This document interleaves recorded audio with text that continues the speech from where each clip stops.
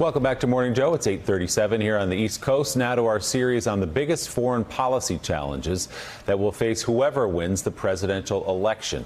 NBC News senior international correspondent Keir Simmons joins us now with a look this morning at China. Keir, good morning. Hey, Willie, good morning to you. You only had to watch last week's debate to know that whoever is elected next week, America going forward will be tougher on China, challenging its mercantilism, its militarization and its lack of democracy. That really isn't the question on China for voters next week, Willie. The question is, what's the right approach? To put it simplistically, is it Trump's trade wars or is it Biden's proposal to lean into the post-war forward deterrence alliances in the region with countries like Japan and South Korea? For voters to make that kind of decision, you really need to understand what China has done and what it's doing. When America looks at China, it often sees 1 billion people, all marching in step. But not unlike America, powerful forces have been gaining ground inside Chinese politics. Extremists, nationalists, even some of its diplomats called wolf warriors, named after a pair of Chinese nationalist film blockbusters for aggressively criticizing America. At the height of the turmoil following the killing of George Floyd this summer, the State Department criticized China's human rights record in Hong Kong. A Chinese Foreign Ministry spokeswoman responded in a tweet, "I can't breathe." Those who criticize China are targeted. UCLA China expert Professor Michael Berry has been bombarded with online abuse and death threats simply because he translated Wuhan Diary, a book by well-known Chinese author Fang Fang about the early days of coronavirus in Wuhan. I've probably gotten close to 1,000 private messages of hate and threats. Well, what do they say? I'm going to effing kill you. I'm going to effing kill your son. I'm going to kill your mother. It's almost a kind of psychological terrorism. In Washington, too, opinions have hardened towards China on both sides of the aisle. This is not a Republican-Democrat issue. This is an American issue, and it is the issue of the 21st century. I really do believe that one of the most defining questions of the next 20, 30 years will be, what is the United States' relationship with China? Systematic use. For years, the British ambassador Karen Pierce has watched Chinese diplomacy. For decades, it focused on economic growth, pulling millions out of poverty.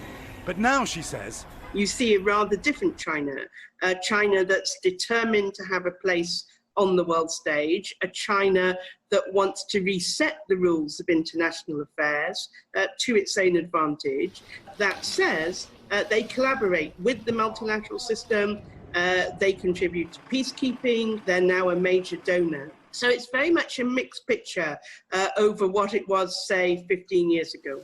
President Trump has played good cop, bad cop with China, railing against China on the 2016 campaign trail. We're going to have a very, very great relationship. Making friends with President Xi over chocolate cake at Mar-a-Lago. But now they haven't spoken for months. The disagreements piling up. Huawei, TikTok, Hong Kong, human rights, currency devaluation. And now the controversy surrounding coronavirus has poured gasoline on the fire. Look at what happened with the China virus. Look at what they did by not keeping that within the confines of China. They should have kept it in the confines of China. Look what they've done to 188 countries all over the world. Trump now entertaining the idea of the world's two largest economies decoupling. Nobody truly knows what's next. We're likely to be in a prolonged global recession. I don't see how China escapes from that, and therefore that will impact China's foreign and economic policy. But we do know China has been flexing its muscles, fusing civil and military decision-making, modernizing its massive navy, air force and army, a total of 2.8 million troops. Senator Jeanne Shaheen sits on the Senate's Foreign Relations and Defense Committees. They have continued to do a buildup in the South China Sea in ways that increase the Chinese sphere of influence in that area. As you point out, there are rumblings that continue to threaten Taiwan. They have gone back on their agreement not to interfere in Hong Kong in a way that has protected human rights and democracy there. That has been totally undercut.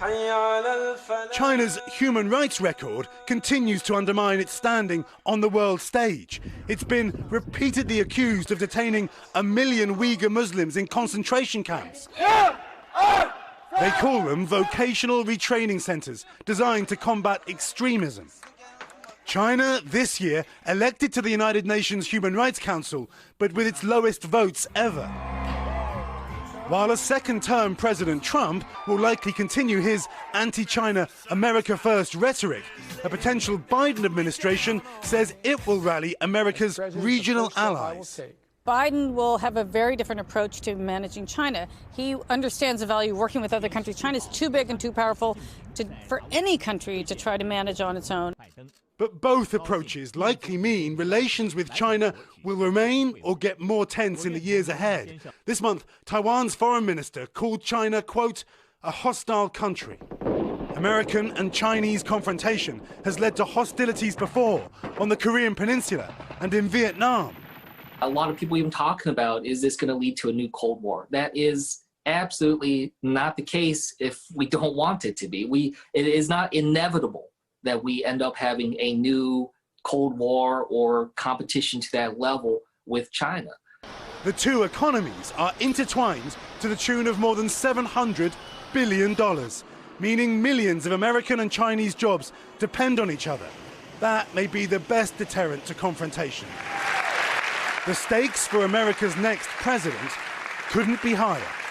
Thanks for checking out MSNBC on YouTube, and make sure you subscribe to stay up to date on the day's biggest stories. And you can click on any of the videos around us to watch more from Morning Joe and MSNBC. Thanks so much for watching.